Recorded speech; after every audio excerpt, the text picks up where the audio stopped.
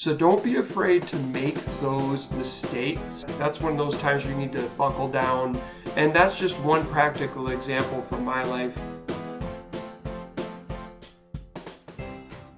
The first thing we're going to do is we're going to talk about budgeting tips. And the first one I want to talk about is don't be afraid to make mistakes. A lot of people don't start budgeting because they think that they're going to mess it up and that because of that, they should just not do it altogether. That is the furthest thing from the truth. Your budget is just a plan. You can't predict the future. You don't know what's coming down the road. All you can do is plan out what you do know is coming and operate off of that. And even if you're only 90% accurate on what you actually spent for that particular month, that's a whole lot better than just throwing it up into the air and hoping for the best. So I would highly recommend that you budget even if you think you will be completely off. In fact, if you've never budgeted before, you probably will be off on the first few months. And as you continue to get better at it, your budgets will become more accurate over time. So don't be afraid to make those mistakes because they are learning moments. They are going to help you get better as you go along. The next tip that I have for you is that you need to check in on your plan. It's not enough to just make a plan. You actually have to follow through with the plan. And there's not really a way to follow through unless you go back and check how your progress is throughout the month. So I recommend checking in on your budget at least once a week. We don't need to go crazy here with some of the other channels out there that are, they got spreadsheets everywhere. They've got these complex apps and things, and they're just tracking daily everything that's going on. You don't need to be that hardcore. You just need to check in once a week, log the expenses that you spent for that week, and then kind of decide where you're at. Are you starting to go over in a couple of categories? Are you starting to save money in certain categories, and that might help you out with some of your other categories?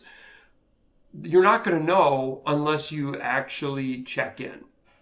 So that would be my next tip there, is to please check in on your budgets and make sure that you're actually following them. Because if you're going over, then that means that's one of those times where you need to buckle down and right the ship in the middle of the month. But you're not going to know if you aren't checking in every so often.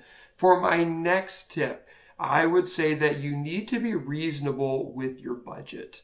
There are a lot of people that when they start budgeting, or even they've been budgeting for a while, they look at their grocery bill and they're not happy with it. And so they say, oh, I'm going to drop that down more.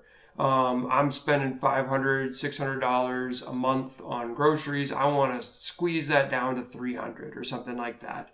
You do need to be reasonable with your lifestyle, how you live, how you operate, and go off of that. Because if you're a big foodie and you have certain things in your diet that are non-negotiable and they also happen to be a little bit pricier, then it doesn't make sense for you to try to squeeze down your bill as low as possible when it may not even be possible to do.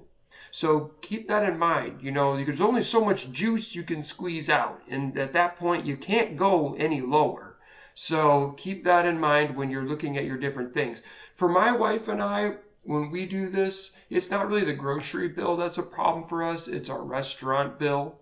A lot of times we go over in our restaurant line item, and at first we used to budget only $30 a month for restaurants, which was not reasonable at all. We assumed we would basically never go out to eat every month, and it just turned out that was not actually happening. There were weekends where we would go out. So we did bump it up to $50, and we're still going over on that. We may have to have a conversation at some point and boost that up a little bit more, but we are much closer to our target than we were when we were saying 30.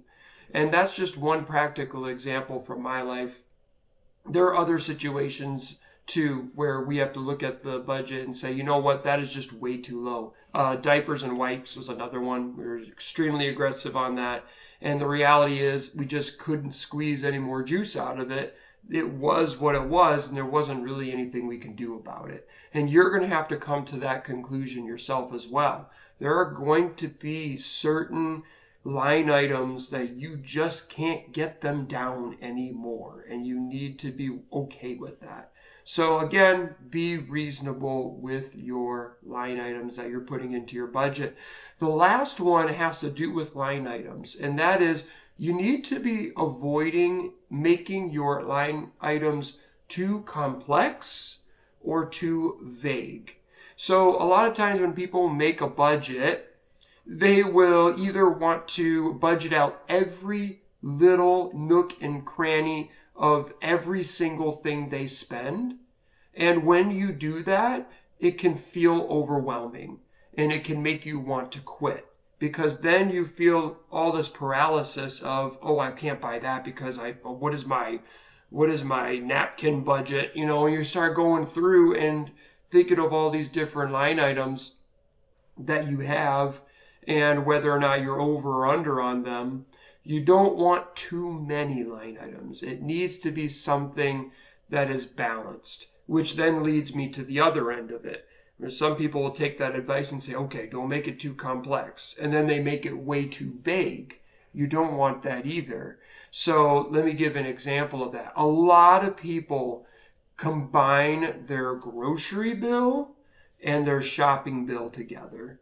And then when they look at their budget, they think that either they're eating too much or they're shopping too much. But the reality is they don't really know because they combined the two together. So you need to make sure that your line items are not so vague that when you're looking at your budget at the end of the month and you're trying to see where either your budget went off or where you can trim down the fat and maybe save more money, you're not going to be able to be informed and know what to do because your line items are way too vague. And one of the main culprits is that grocery line item, where people start buying things because they're at Walmart or some other place. They start buying things that are not actually groceries. You're not eating them, and yet they're being lumped into the grocery bill. And then you're looking at it later and you're saying, man, we really ate that much? No, you didn't really eat that much. You bought toilet paper, or you bought cleaning supplies, or you bought that movie that, I guess people don't really do DVDs anymore, but you bought that movie that was so cheap and you just had to have it. So those things are getting lumped in, and it reduces the clarity and the purpose of what a budget is, which is telling where your money is going. So avoid those two things. Don't make it too complicated to the point where you get paralysis and you don't know if you should buy this item because you're not sure if you budgeted specifically for it. But also don't get too vague to where your plan is useless and you can't gather any real useful information from it. So those are my 4 tips for you today. I'm sure if I can come up with some more, I will include them in a future video. But those are the ones that really just jumped out to me from just having conversations with other people about budgeting, and also just the pitfalls and things that my wife and I went through when we started sitting down and actually budgeting our money to see where it was going, instead of just looking at the end of the month and saying, well, it looks like my balance is higher than it was at the beginning of the month, so I guess we did good. That's not good enough, because you're living essentially paycheck to paycheck at that point. And any little thing could throw off your whole system. So you got a budget. It doesn't take a long time to do. And maybe I'll have a segment about that in the future where I talk about how to budget, but also talk about some of the tools that are out there that you could potentially use.